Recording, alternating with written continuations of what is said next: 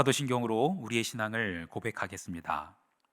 전능하사 천지를 만드신 하나님 아버지를 내가 믿사오며 그 외아들 우리 주 예수 그리스도를 믿사오니 이는 성령으로 잉태하사 동정녀 마리아에게 나시고 본디오 빌라도에게 고난을 받으사 십자가에 못 박혀 죽으시고 장사한 지 사흘 만에 죽은 자 가운데서 다시 살아나시며 하늘에 오르사 전능하신 하나님 우편에 앉아 계시다가 저리로서 산자와 죽은 자를 심판하러 오시리라. 성령을 믿사오며 거룩한 공회와 성도가 서로 교통하는 것과 죄를 사하여 주시는 것과 몸이 다시 사는 것과 영원히 사는 것을 믿사옵나이다. 아멘.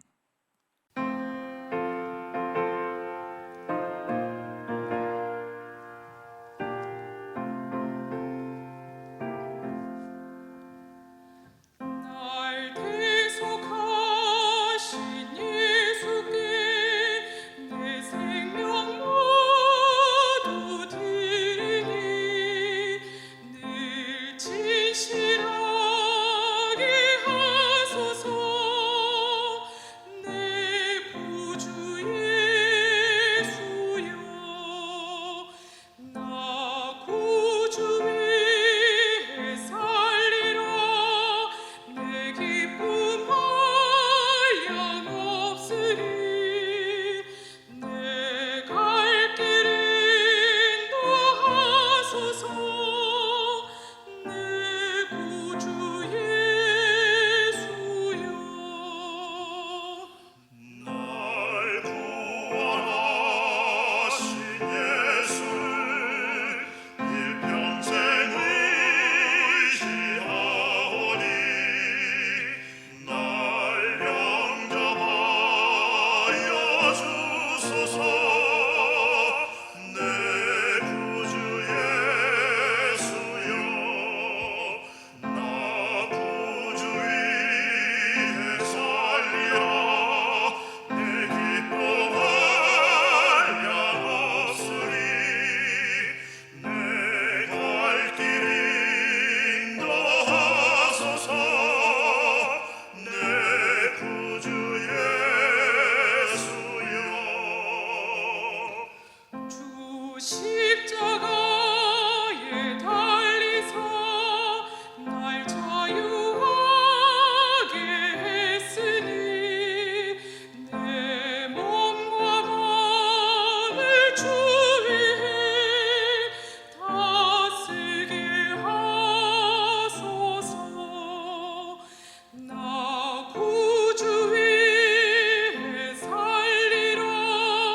내 기쁨 한량 없으리. 내 갈 길 인도하소서. 내 구주 예수여. 이 시간 우리에게 주신 하나님의 말씀 호세아 8장 1절로 14절 말씀입니다. 호세아 8장 1절로 14절 말씀. 나팔을 내 입에 댈지어다. 원수가 독수리처럼 하나님의 집에 덮치리니 이는 그들이 내 언약을 어기며 내 율법을 범함이로다.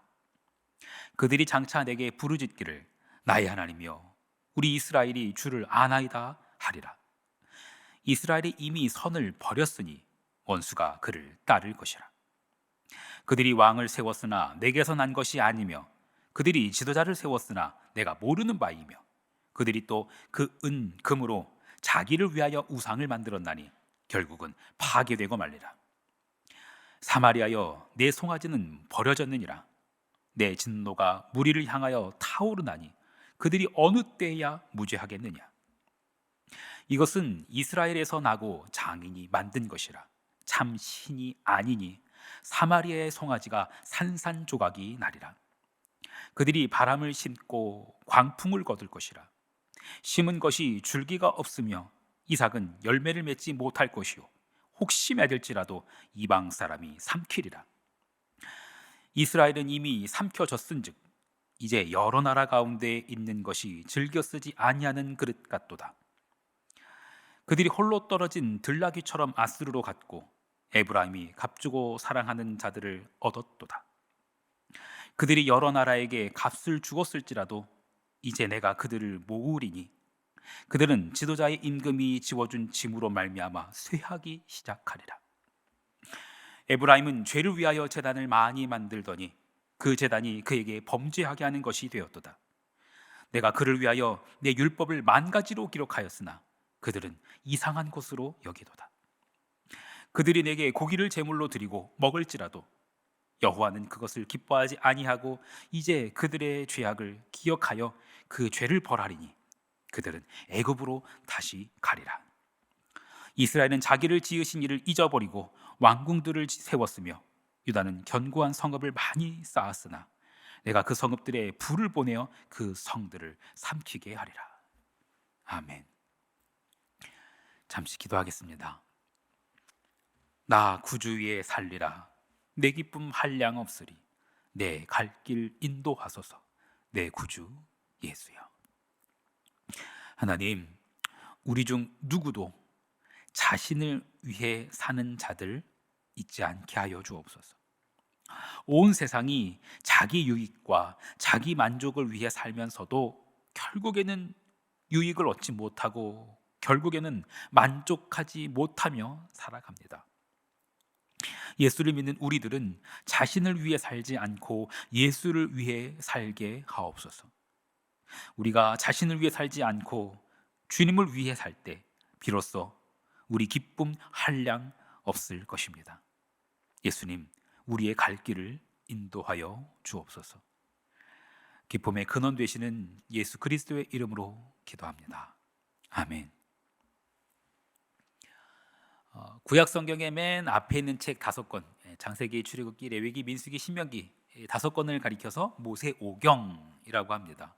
그리고 이 후에 이어지는 책들 여호수아, 사사기, 룻기, 그 책들을 역사서라고 합니다. 그리고 욥기, 시편, 잠언, 전도서. 이거를 또 시가서라고 하지요. 오경, 그리고 역사서, 시가서가 있고요. 지금 우리가 읽고 있는 이제 호세아는 12소선지서에 해당합니다.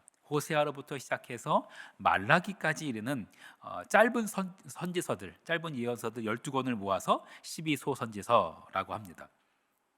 이 12권의 소선지서들은 나름의 의도를 가지고 구성이 되어 있습니다. 그냥 아무렇게나 편집한 것이 아닙니다. 이 12권의 선지서, 12소선지서를 딱 접으면 딱 중간에 제일 중앙에 있는 말씀, 핵이 되는 것 같은 말씀 이렇게 등장합니다. 미가서 6장 8절 말씀. 사람아, 주께서 선한 것이 무엇임을 내게 보이셨나니 여호와께서 내게 구하시는 것은 오직 정의를 행하며 인자를 사랑하며 겸손하게 네 하나님과 함께 행하는 것이 아니냐. 네, 이게 12선지서, 그 12소선지서의 주제라고도 할 수도 있고 이 12소선지서 전체를 아우르는 말씀이라고도 할 수 있겠습니다. 오늘 우리가 읽은 말씀은 호세아입니다. 호세아는 12선지서 중에서 첫 번째 책입니다. 하나님께서는 어떤 말씀으로 이 구약 성경의 맨 마지막에 있는 이 12소선지서를 시작하고 싶으셨을까요? 호세아서는 음란한 여인 고멜과 결혼한 선지자 호세아의 이야기로 시작을 합니다. 호세아가 음란한 여인과 결혼하게 되었죠. 첫 아들을 낳았는데 이름을 이스라엘이라고 짓습니다. 이스라엘 족속을 하나님 나라가 패하실 거다 이런 뜻이었어요. 둘째 아들은 딸이었어요. 이름을 로르하마라고 짓습니다. 하나님께서 다시는 이스라엘 족속을 긍휼히 여기지 않으실 거다, 용서하지 않으실 거다 이런 뜻이었어요. 셋째는 다시 아들을 낳았는데 이름을 로암미라고 짓습니다. 내 백성 아니다, 난 너희들 하나님 아니다 이런 뜻이었어요. 하나님께서는 이런 모습을 통해 지금 하나님의 백성을 향한 하나님의 마음을 보여주고자 하셨어요. 그런데 이런 모습이 별로 공감이 되지 않는 분들도 있습니다. 호세아의 아내는 창녀였어요. 창녀랑 결혼했어요. 하지만 내 아내는 창녀가 아닌 거예요. 호세아의 아내는 결혼 후에도 이 남자 저 남자랑 뒤섞였지만 내 아내는 전혀 그런 음란한 여자가 아닌 거예요. 그래서 호세아에서 등장하는 이 이야기가 나의 이야기가 아니라고 생각할 수 있습니다. 하지만 이것은 이스라엘의 여러 죄악을 대변하기 위한 것이었습니다. 단순히 호세아와 고멜이라는 한 남자와 한 여자의 이야기가 아니라 그들을 통해서 이스라엘 전체의 죄악을 조명하고자 하셨던 겁니다. 오늘 우리가 읽은 이 8장에서는 하나님께서 어떤 죄악을 비추고 계십니다. 이스라엘 백성들이 지은 어느 큰 죄악을 비추고 계세요. 이스라엘 백성들의 죄악은 왕과 지도자에 관한 것이었습니다. 오늘 본문을 다시 한번 읽어보겠습니다. 호세아서 8장 4절 말씀. 그들이 왕들을 세웠으나 내게서 난 것이 아니며 그들이 지도자들을 세웠으나 내가 모르는 바이며 그들은 또 그 은금으로 자기를 위하여 우상을 만들었나니 결국은 파괴되고 말리라. 호세아가 활동한 장소는 북이스라엘이었습니다. 시기는 북이스라엘이 멸망하기 직전이었습니다. 북이스라엘은 지금껏 이 멸망하기 직전까지 지금껏 하나님 보시기에 선한 왕이 단 한 명도 없었습니다. 하나님 앞에 겸손하며 하나님께 거룩하게 예배했던 왕이 단 한 명도 없었습니다. 북이스라엘, 그 북왕국 이스라엘에도 분명 배울 만큼 배운 사람 많았을 겁니다. 북왕국 이스라엘에도 분명히 공의와 정의를 외치는 자들 많았을 겁니다. 어떻게 하면 나쁘게 살까? 어떻게 하면 죄 짓고 살까? 이렇게 연구하고 고민하면서 하는 사람 별로 없었을 겁니다. 물론 정말 악한 사람들은 그럴 수도 있겠지만 그런 사람 많지 않았을 겁니다. 북왕국 이스라엘은 나름대로 무척이나 고민하면서 왕을 세웠을 겁니다. 지도자를 세우면서 심사숙고를 거듭했을 겁니다. 그렇게 세운 왕이에요. 그렇게 세운 지도자예요. 그런데 하나님께서 이렇게 말씀하시는 겁니다. 그들이 왕들을 세웠으나 내게서 난 것이 아니고 그들이 지도자를 세웠으나 나는 모르는 바다. 이렇게 말씀하시는 거예요. 오늘날도 나라의 지도자를 세우는데 엄청난 시간과 에너지가 소요됩니다.